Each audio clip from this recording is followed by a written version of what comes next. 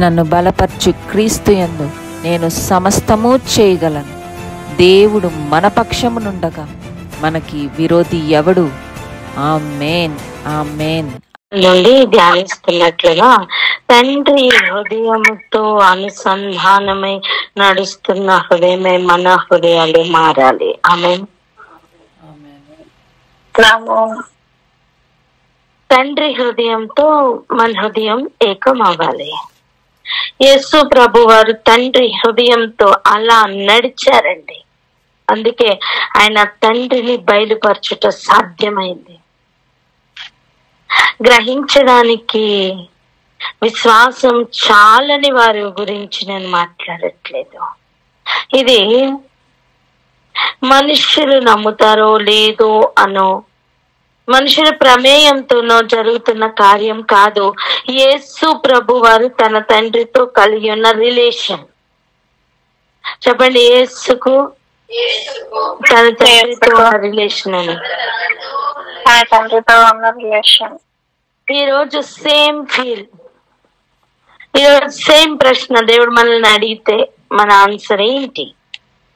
యేసుతో ఇప్పుడు నీకు ఆ రిలేషన్ ఉందా అని అడిగితే మన సమాధానం ఏమై ఉన్నది? నోటితో పేతురు కూడా అంటున్నాడు, ఏమని? ఏంటి ప్రభా, నువ్వు ఎక్కడికి వెళ్తే నేను కూడా అక్కడికి వస్తా, మరణం కూడా నేను ఎదుర్కొంటాను, నీతో పాటు నేను కూడా చావడానికి సిద్ధమే అని అన్నాడు. అవన్నీ ఎక్కడి నుంచి? పెదవుల మీద నుంచి వస్తున్న మాటల్లో. లోపల వద్దు వద్దు వద్దు వద్దు, నోటితో మాత్రం నువ్వు ఎక్కడికి వెళ్తే అక్కడికి వస్తా. ఇదే జీవపు డమ్మం అంటే. ఇది జీవపు డమ్మంలో ఒక పార్ట్. చెప్పండి, జీవపు డమ్మంలో ఒక పార్ట్. అందుకే ఇక్కడ ఆగి ఒకసారి ప్రార్థన చేద్దాం. ఇది మనల్ని ఆవరించడానికి వీల్లేదు. ప్రార్థన అందుకోండి ఎవరైనా. హల్లెలూయా. మహోన్నతుడ పరిశుద్ధుడ ప్రభువా, స్తుతి స్తుతి స్తోత్రం స్తోత్రములు స్తోత్రములు ప్రభువా. వందనాలు తండ్రి, స్తోత్రములుగా నాయన తండ్రి ప్రభా. నాయన మీ హృదయం తోటి నా తండ్రి ప్రభా, మా హృదయం ఆయన ఏకమై ఉండేలాగన ఆయన మమ్మల్ని ఆశీర్వదించండి. ఎలాగనైతే నా తండ్రి ప్రభా తండ్రి కుమారులైనటువంటి మీరు ఏ మనస్సుతో అయితే కదిలి ఉన్నారో అట్టి మనస్సుతో ఏకముగా ఉండినట్లుగా మేము కూడా ఆ హార్ట్ లైన్ కనెక్షన్ లోనికి రావడానికి కృప చూపించండి తండ్రి. వందనాలు. ఆయన అట్టి రిలేషన్ మాకు ఉందా అని ప్రశ్నించినప్పుడు ఆయన తండ్రి ప్రభా ఉంది అన్నట్టుగా నేను ఎలాగైతే పేతురు ఎవరు అభ్యంతరపడినా నేను అభ్యంతరపడను, నేను మీరు ఎక్కడికి వెళ్తే అక్కడికి వస్తాను, చర్లకు కూడా వస్తాను అని అన్నట్లుగా చెప్తున్నటువంటి ఆ నోటి నుంచి వచ్చినటువంటి ఆ మాటలు అవి జీవపు డంబమునకు లో ఉన్న ఒక పాట లాంటి మాటలే అయి ఉంటుండగా ప్రభా, ఇటు జీవపు డంబము ఎవరిని కూడా ఆవరించకుండా నా తండ్రి ప్రభా అయినా నా తండ్రి ఎక్కడెక్కడైతే మేము సరి చేసుకోవాలో, ఎక్కడెక్కడైతే ఆ జీవపు డంబపు మాటలు ఉంటున్నాయో వాటన్నిటినీ కూడా వేర్లతో సహా మేము పెరిగి పారవేసుకోవడానికి కృప చూపించండి తండ్రి. మీకు వందనాలు స్తుతులు స్తోత్రములు సమర్పించుకుంటూ ఆయన నా తండ్రి ప్రభ జీవపు డంబము ఆవరించకుండా మమ్మల్ని అందరినీ రక్షించమని వేసే అతి పరిశుద్ధమైన నామంలో మీకు వినయంతో ప్రార్థించి పొంది ఉన్నాం పరమ తండ్రి. ఆమేన్.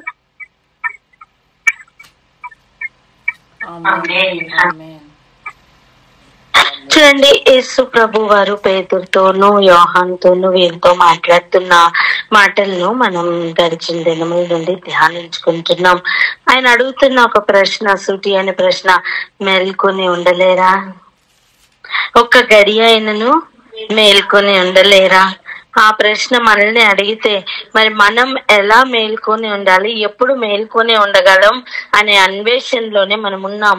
అవును, ఎప్పుడు మేల్కొని ఉండగలం అంటే ఎప్పుడైతే ఆ తండ్రి యొక్క మనస్సులో ఉన్న ఆ ఆలోచన, ఆ చిత్తం ఏదైతే ఉందో దాంతో మనం పూర్తిగా కనెక్ట్ అయినప్పుడు, సేమ్ ఎనర్జీ మనలోనికి పాస్ అయినప్పుడు, సేమ్ ఫీల్ మనలోనికి పాస్ అయినప్పుడు మనం కూడా అలా మారుతాం. ఆమేన్. ఇప్పుడు చూడండి, ఒక 2 ట్రాన్స్పరెంట్ గా ఉన్న ఒక 2 డబ్బాలు తీసుకోండి. ఒక దానిలో ఎర్రని నీళ్లు కలపండి, ఒక దాంట్లో తెల్లగా అంటే మామూలుగా ఉన్న నీళ్లు పెట్టండి. ఇప్పుడు ఆ ఎరుపు నీళ్ళని కలిగి ఉన్న కంటైనర్ నుంచి ఈ నార్మల్ గా ఉన్న ఆ కంటైనర్ కి మధ్యలో ఒక చిన్న పైప్ హాట్ లైన్ కనెక్షన్ ఏర్పాటు చేసి చూడండి. స్లోగా స్లోగా స్లోగా స్లోగా ఏం జరుగుతుంది, కొంతసేపటికి ఆ ఎరుపు నీళ్లు ఆటోమేటిక్ గా ఈ పక్క దాంట్లోకి చేస్తా ఉంటాయి. చేస్తాయా లేదా? ఎలా సాధ్యమవుతుంది? ఇది ఎలా సాధ్యమవుతుంది అంటే హయ్యర్ కాన్సన్ట్రేషన్ ఉన్న ఏదైనా సరే, లోవర్ కాన్సన్ట్రేషన్ ఉన్నా సరే, కనెక్షన్ ని బట్టి ఇటు అటు ఒక ఫ్లో ఉంది. ఆమేనని చెప్తాం. ఒక నార్మల్ ఒక ద్రవ పదార్థానికి అది సాధ్యమైతే, నువ్వు యేసు ప్రభుతో ఆ బ్లడ్ రిలేషన్ లోనికి వెళ్ళినప్పుడు ఆయన ఎమోషన్స్ నీకు వస్తాయి. ఆయన ఉద్దేశం నీలోనికి ప్రవేశిస్తుంది. ఆయన చిత్తం నీలోనికి ప్రవేశిస్తుంది. ఆయన చురుకుదనం నీలోనికి ప్రవేశిస్తుంది. ఆయన పనితనం నీలోనికి ప్రవేశిస్తుంది. ఆయన మాట తీరు నీలోనికి వస్తుంది. ఆయన ఆలోచన విధానం నీ లోపలికి ప్రవేశిస్తుంది. ఎవ్రీ ఏరియాలో హయ్యర్ కాన్సన్ట్రేషన్ నుండి లోవర్ కాన్సన్ట్రేషన్ లో ఉన్న వాటికి ఎలా అయితే షేర్ అవుతుందో, మనం నిజమైన కనెక్షన్ లోనికి వెళ్ళినప్పుడు ఆయన హృదయ భారం మనలోనికి ప్రవేశిస్తుంది. అక్కడ జరుగుతున్న సిచ్యువేషన్ లో యేసు ప్రభు వారు ఎదుర్కొంటున్న సమస్య ఒకసారి చూడండి. బయట ఉన్నవారు బయటనే ఉన్నారు, వారితో ఆయనకి ఏ కనెక్షన్ లేదు. ఆయనను చంపాలనుకున్న వారు చంపడానికి సిద్ధమవుతున్నారు. వారి పనే అది. ఉపాయాలు చూసుకొని అపాయాలు కలిగించాలనుకుని సకల ప్రయత్నాలు చేస్తున్న వారు ఆ పనిలో నిమగ్నమయ్యారు. నీ శిష్యులమని చెప్పుకుంటూ ఉన్న వారిలోనికి ఆయన ఫీలింగ్ ఆయన రావట్లా. ఎందుకంటే ఆయన బహు దుఃఖాక్రాంతుడై చెమట కూడా రక్తపు బిందువులాగా కారుతున్నంత భయంకరమైన స్థితి కలిగిన ఒత్తిడిని ఆయన ఫేస్ చేస్తుంటే ఏ చీకు చింత లేకుండా నిద్రపోతున్న వారు శిష్యులు ఆ రోజు. ఇప్పుడు హయ్యర్ కాన్సన్ట్రేషన్ గా ఎవరున్నారు? యేసు ప్రభు వారు ఉన్నారు. హైయెస్ట్ అనొచ్చు. The highest pain he faced హృదయంలో. ఎందుకు తెలుసా? మీరు ఒకటి ఆలోచించండి. మానవులుగా వెళ్తూ వెళ్తూ ఉన్నావు, నువ్వు దారిలో గాజు పెంక ఏదో తగిలింది, గీరుకుంది, చాలా నొప్పి ఉంటది కదా, అవునా కదా? నొప్పి ఉంటది. కానీ నీకు ముందే తెలుసు నీకు సూది గుచ్చబోతున్నారు. ఇంజక్షన్ అంటే ఎంతమంది భయం ఉంటది కదా? ఎందుకు ఆ యాంగ్జైటీ రైజ్ అవుతుందంటే నీకు ముందే తెలుసు నీకు గుచ్చబోతున్నారని.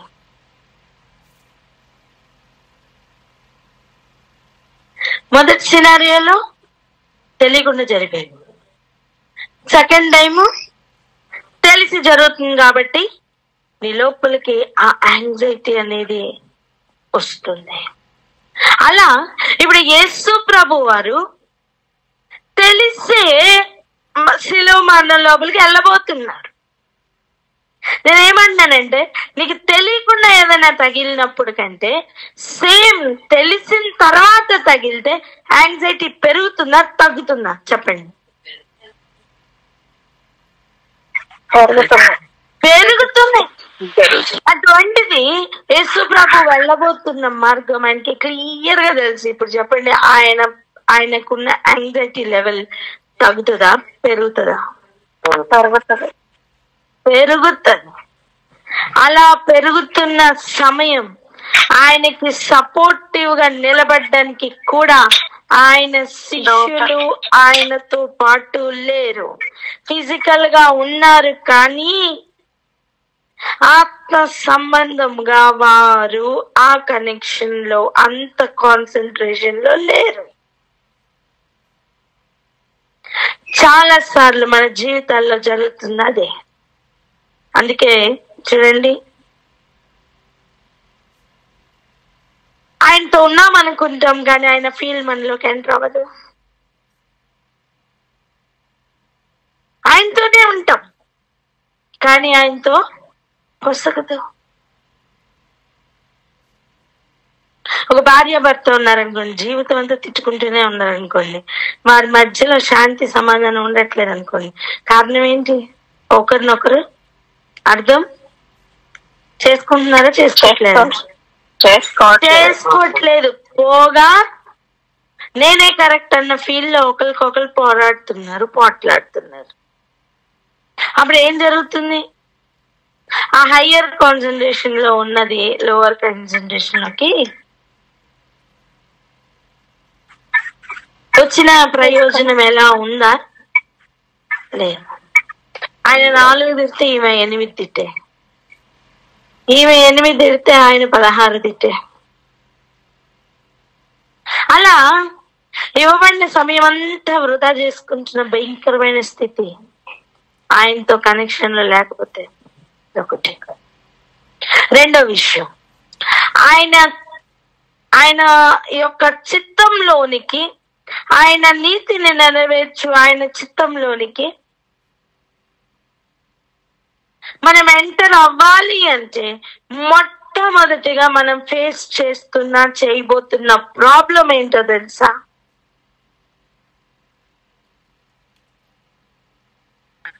ఎవరికైనా? అదేంటంటే మొట్టమొదటిగా నిద్ర. చెప్పండి ఏంటి? నిద్ర. నీకు ఆయన పనిలోనికి నువ్వు ఎంటర్ అవ్వడానికి ఫస్ట్ నువ్వు దాటాల్సింది నిద్ర నాన్న.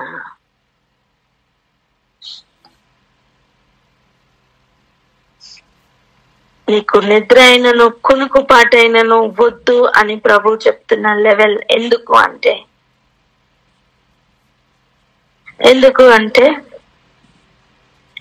చూడండి, పరలోక రాజ్యపు ఉపమానాలు చెప్తూ యేసు ప్రభు వారు పరలోక రాజ్యమునే పోలుస్తూ చెప్తున్నారు.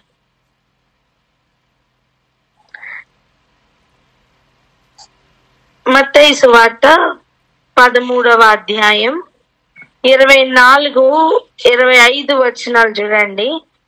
ఆయన మరి ఒక ఉపమానము వారితో చెప్పెను. ఏమనగా, పరలోక రాజ్యం నా పొలములో మంచి విత్తనము విత్తిన ఒక మనుష్యుని పోలి ఉన్నది. అయితే మనుష్యులు నిద్రించుచుండగా అతని శత్రువు వచ్చి గోధుమల మధ్యను గురుగులు విత్తిపోయెను. పరలోక రాజ్యమును పోల్చి చెప్తున్నారు. పరలోక రాజ్యం అంట తన పొలములో మంచి విత్తనం విత్తిన ఒక మనుష్యుని పోలి ఉందట. ఇలా విత్తువానిని గురించిన ఉపమానం చెప్తున్నప్పుడు యేసు ప్రభు వారు మెన్షన్ చేసి చెప్తున్నమాట వింటున్నారా? విత్తనం విత్తుతున్నప్పుడు, విత్తిన తర్వాత మనుష్యులు నిద్రించుచుండగా ఏదో జరుగుతుంది. నిద్రలో ఎవరు ఎంటర్ అవుతున్నారు? శత్రువు ఎంటర్ అవుతున్నాడు. నిద్రలో ఎవరు ఎంటర్ అవుతున్నారండి? నిద్రలోని పొలంలోనికి ఎవరు ఎంటర్ అవుతున్నారు?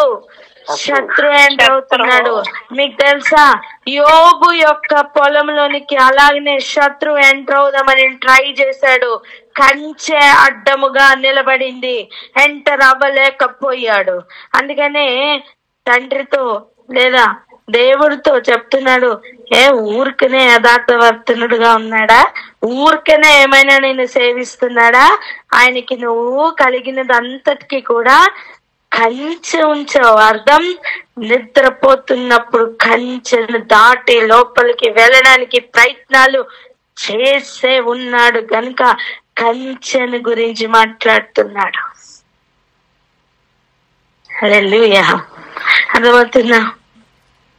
సో మనుష్యులు నిద్రపోతున్నప్పుడు శత్రువు వచ్చి, అక్కడ క్లియర్ గా రాశారు ఏమని, అతని శత్రువు వచ్చి గోధుమల మధ్యను గురుగులు విత్తిపోయెను. ఇప్పుడు మన టాపిక్ గోధుమలు కాదు, గురుగులు కాదు, మన టాపిక్ నిద్ర. అర్థమైందా? మీరు శోధనలో ప్రవేశించకుండానట్లు ప్రార్థన చేయుడి అని యేసు ప్రభు వారు చెప్పి వెళ్ళిన తర్వాత కూడా నిద్రపోతుంటే ఆ అనుభవంలో ప్రభు అడుగుతున్న ఒక ప్రశ్న ఉంది, ఒక్క గడి అయినను మేల్కోలేరా? ఎంతండి? ఒక్క గడి మేల్కోలేరా? మీకు ఒక మాట చెప్పిన, రాత్రంతా పడుకొని ఉదయం లేచి ఉండడం సాధ్యమే అందరికి.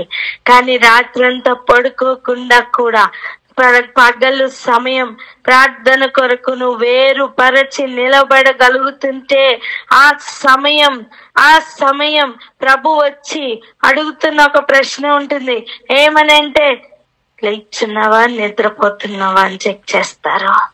హల్లెలూయా. ఒక్కసారి ఆలోచించండి, 3 సార్లు దర్శించారు వాళ్ళ శిష్యుల్ని. 3 శిష్యుల్ని కూడా ఎన్నిసార్లు దర్శించారు? 3 సార్లు దర్శించారు. ఆయనకి తెలుసండి మన బలహీనలని, కానీ మన బలహీనంత మనకి తెలీదు. అందుకే ఆయన బయట వేస్తున్నారు. అర్థమవుతుందా? ఆయన మన బలహీనతలను బయట వేయాలని ప్రయత్నించట్లా, మనల్ని అవమానపరచాలని ప్రయత్నించట్లా. మన ప్రాబ్లం ఏంటో మనకి తెలిస్తే right diagnosis can lead to right treatment. So మన ప్రాబ్లం ఏంటో మనకి తెలిస్తే రైట్ ట్రీట్మెంట్ లోకి మనం వెళ్ళడం సాధ్యమవుతుంది. పరలోక రాజ్యమును అసలు విత్తనములు విత్తుతున్న ఒక పొలములో మంచి విత్తనములు విత్తిన ఒక మనుష్యుని పోల్చి చెప్తున్నప్పుడు, మనుష్యులు నిద్రపోతున్నప్పుడు శత్రువు ఎంటర్ అవుతున్నాడు అన్న విషయం ఆ క్లూ అప్పుడే ఇస్తున్నారు అంటే మనం ఎంత అలర్ట్ గా ఉండాలో మనకు అర్థం అవ్వాలి. దాని అర్థం నేను ఈ రోజు నిద్రపోవద్దని అంటే నువ్వు తీసుకుంటున్న మినిమం రెస్ట్ తీసుకోవద్దని కాదు దాని అర్థం. దయచేసి అర్థం చేసుకోండి, ఈ నిద్ర కేవలం ఏదో శరీరంతో గుర్రు పెట్టుకుని నిద్రపోతున్న నిద్ర కాదు. నీ ఇంటిలో వారు బాగుగా నడుస్తున్నారా లేదా నీకు తెలియకపోవడం నీకు నిద్ర అనుభవం. నీ పక్కనే ఉండి ఒక విషయం, ఒక బంగారు వస్తువు నీ పక్కనే పెట్టుకున్నావు నాన్న, ఎవరో వచ్చి పట్టుకెళ్ళిపోయారు, ఎప్పుడు పట్టుకెళ్ళారు కూడా నీకు తెలియదు అనుకో. ఎవరన్నా ఏమైనా అడుగుతారు, ఏం చేస్తున్నావు నిద్రపోతున్నావు అంటారా లేదా? చెప్పండి, అంటారా లేదా? దాని అర్థం ఏంటి? ఎవరైనా కూర్చొని నిద్రపోతారా? కాదే, అవునా? కామన్ వాడుక పదం అది, నిద్రపోతున్నావా అని. సమయం మొత్తం కంప్లీట్ అయిపోయిన తర్వాత ఇదిగో ఎగ్జామ్స్ కోసం కంగారు పడుతున్న పిల్లల్ని చూసి ఏమంటావు? ఇంతకాలం ఏం చేస్తున్నావు? నిద్రపోతున్నావా? అర్థమైందా? అవునా కదా? ఇంట్లో ఎవరో వచ్చారు, ఎప్పుడో ఏదో పట్టుకుని వెళ్ళిపోయారు. నువ్వు బయటకు వచ్చేసరికి ఇంట్లో నీకు సడన్ గా చైర్లు లేవు, సోఫాలు లేవు, టీవీ లేదు, ఏది లేవు, లివింగ్ రూమ్ మొత్తం ఖాళీ అయిపోయింది. అప్పుడు ఏమడుగుతావు ఫస్ట్? ఏం చేస్తున్నావు? నిద్రపోతున్నావా? ఏంటి? మెలకుగా ఉన్నట్టే ఉండి నిద్రపోతున్న ఒక అనుభవం. అర్థం తెలియని అనుభవం. మనకి ఏది తెలియట్లేదో అక్కడ ముళ్ళ పొదలు మొలుస్తాయి.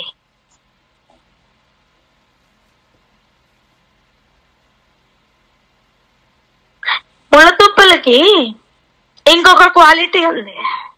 చెప్పండి, ముళ్ళ తుప్పలకి ఇంకో క్వాలిటీ ఉందండి. ముళ్ళ తుప్పలకి క్వాలిటీ ఉంది. ఈ పైన చెప్పిన ఉపమానంలో ముళ్ళ తుప్పల గురించి కూడా ఆయన చెప్పారు. చూడండి, 13వ అధ్యాయం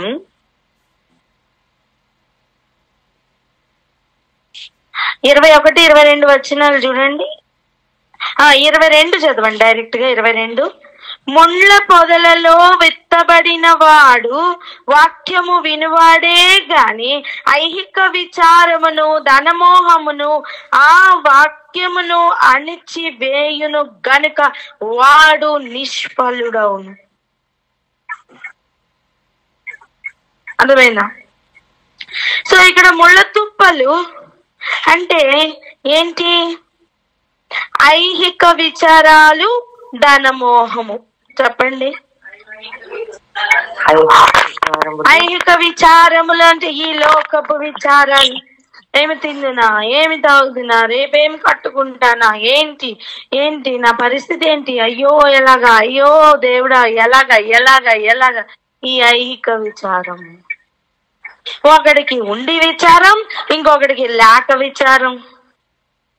ఒకడికి లేదని ఏం చెయ్యాలో తెలియని విచారం, ఒకడికి ఉండి తిండి ఎక్కువై అన్ని ఎక్కువై ఎలా సంపాదించింది ఖర్చు పెట్టడానికో తెలియక పడుతున్న విచారం.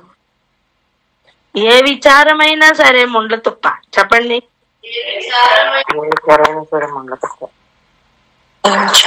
నీ ప్రయాసతోనే నువ్వు ఆ పొలములో నుంచి పంట తింటావు, నీ చెమట ఓర్చి నువ్వు తింటావు. అర్థం, ముండ్ల తుప్పలు లేకుండా చూసుకుంటావు. ముండ్ల తుప్పలు లేకుండా చూసుకుంటావు. ఇక్కడ ముళ్ళ తుప్పలు ఈజ్ ఈక్వల్ టు ఏంటి? ఐహిక విచారాలు, ధనమోహం. చెప్పండి అన్నమాట. ఐహిక విచారాలు, ధనమోహం. ఇప్పుడు సోమరివాని పొలంలోనికి ఎంటర్ అయిన తుప్పలు ఏంటి? ఐహిక విచారాలు, ధనమోహము. అర్థమవుతుందా? శపితమైన భూమి మొలిపిస్తున్న ముండ్ల తుప్పలు చేస్తున్న కార్యం, నీ లోపలికి విత్తబడిన వాక్యం ఎదగకుండా చేస్తాయిమా. ఆ వాక్యమును అణిచివేయును. ఇవేం చేస్తాయి? ధనమోహం. ప్రారంభంలో నువ్వు వచ్చిన ఆసక్తితో నువ్వు ఇక రాలేవు. కారణం, ఒక ముండ్ల తుప్ప నేను అణిచివేస్తుంది. దాని పేరు ధనమోహం. ఈ లోకపు విచారము నిన్ను అణిచివేస్తుంది. అది ఒక ముండ్ల తుప్ప. నువ్వు వింటున్న వాక్యమును అణిచివేయడానికి వాడు సకల ప్రయత్నాలు చేస్తాడు. సోమరి వాని పొలంలోనే ఈ ముళ్ళ తుప్పలు కనిపిస్తాయి. చురుకుగా ఉన్న వారు ఎలర్ట్ అవుతారు. దాని మోహం దగ్గరికి రానివ్వరు. ఐహిక విచారాలు ఉండవని కాదు, ఉంటాయి, కానీ దానిని వ్యర్థమైన దానిగా చూడగలుగుతారు. వ్యర్థమైన దాని మీద మనస్సు పెట్టని వారిగా మారుతారు. అర్థమవుతుందా?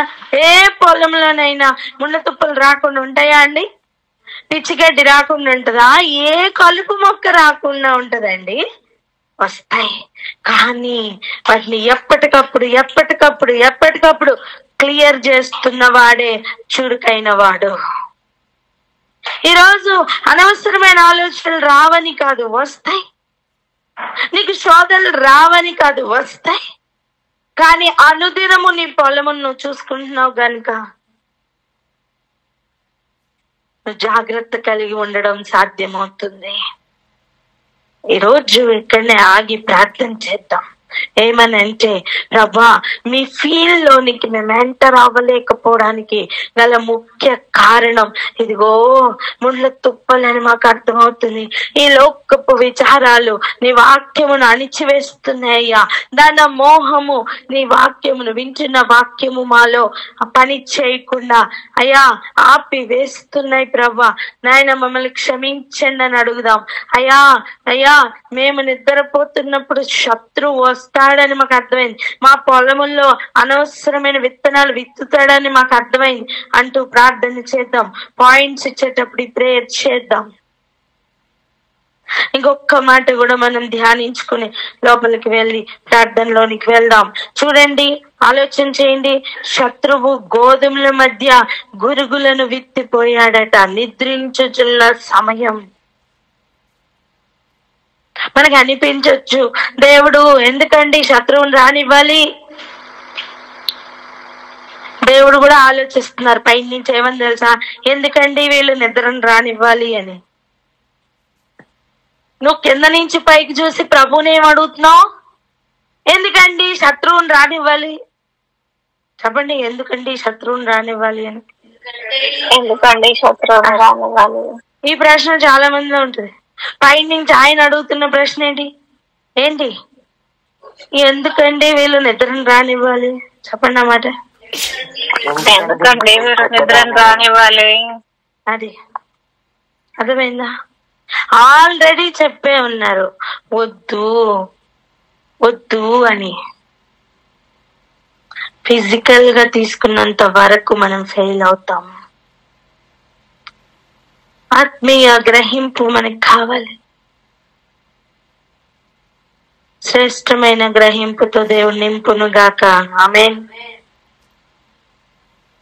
లైంగిక విచారాల నుంచి, ధనమోహం నుంచి ఈ రోజు విడుదల గనక పొందితే నా పొలములో ముళ్ళ పొదను ఏరి పారేసినట్టే మళ్ళీ మొలవకుండా చూసుకుందాం. చెప్పండి, ఏమేం ఏరి పారేద్దాం ఈరోజు? ఐక విచారం,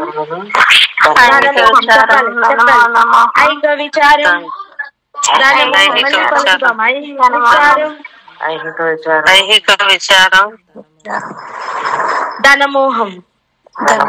ఈ పొలంలో ఉండడానికి వీలు లేదు. చెప్పండి, పొలంలో ఉండడానికి వీలు లేదు. ప్రార్థన చేసుకుందాం.